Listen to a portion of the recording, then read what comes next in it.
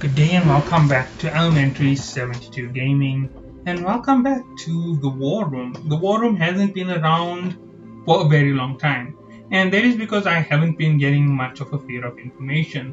Fortunately for me, my new jump into the game has gotten me a ton of information. Now, obviously, this information could be as good as poison.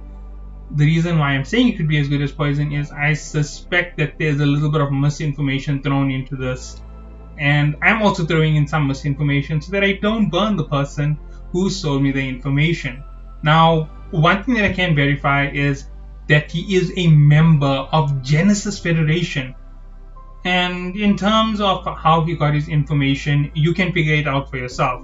He is either in leadership or he is tapping one of the leadership chats because he managed to find a way around the security set up on the server.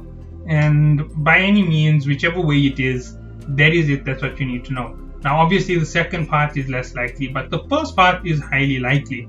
So, right, let's go for this here in terms of the whole news. So, when he saw that I was back, he asked me if I'm still willing.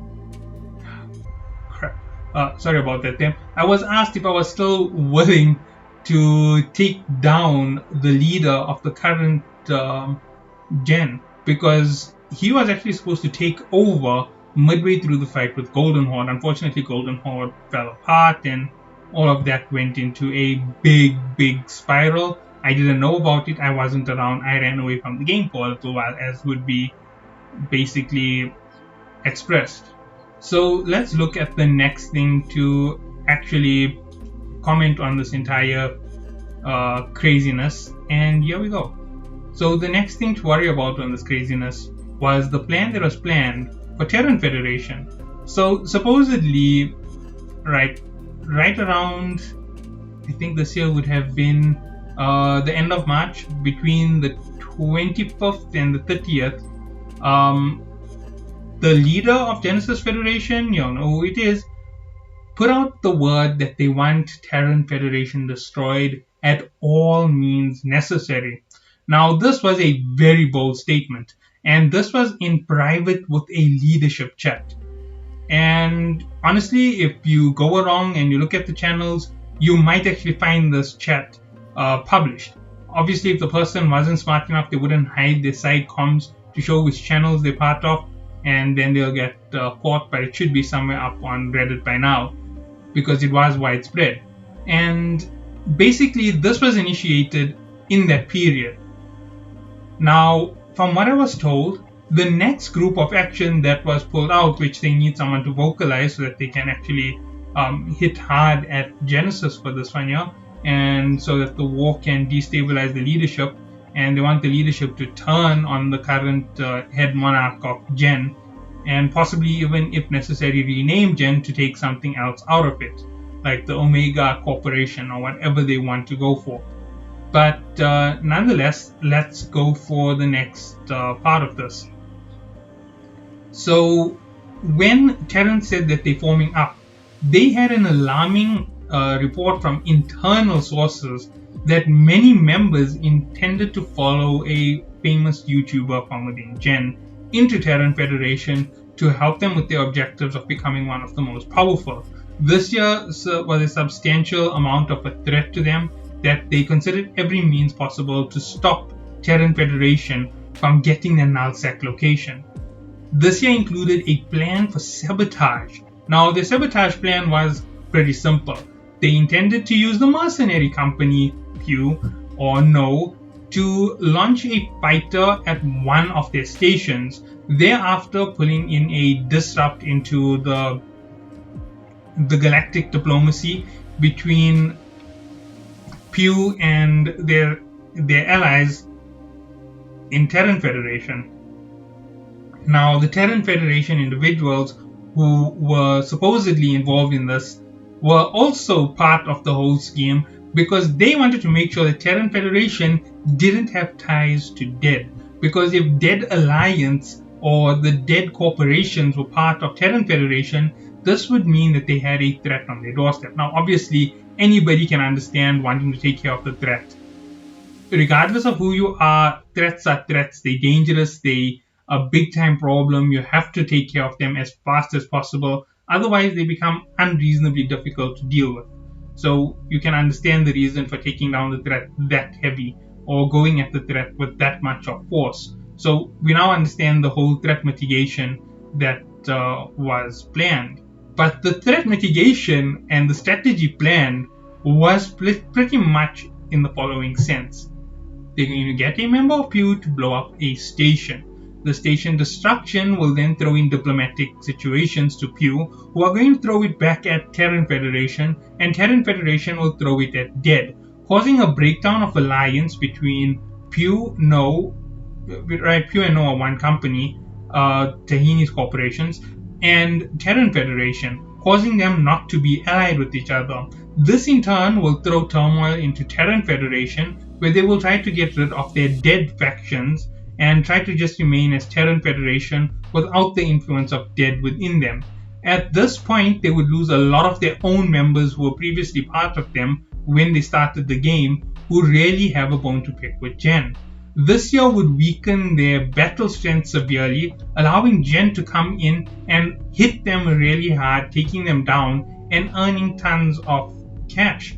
Now, obviously, this is a massive ploy to have tried to put together, but it is not an unreasonable ploy to try and put together.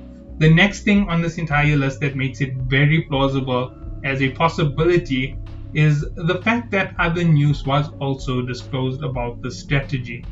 The strategy included a backup situation to weaken Pew so that Pew would not be able to fight against Gen should a war arise. Because right now, with the way things are, if Pew and Terren Federation were to both engage Genesis in an all-out war, there is a strong chance of an ally from up north in the form of a Pandemic and Silent Corporation running down into Genesis.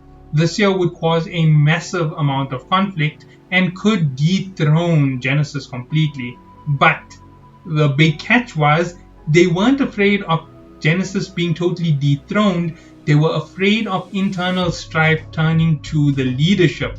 So, to be honest, this year is basically an internal strife that they decided to try and solve by putting external figures into the spotlight.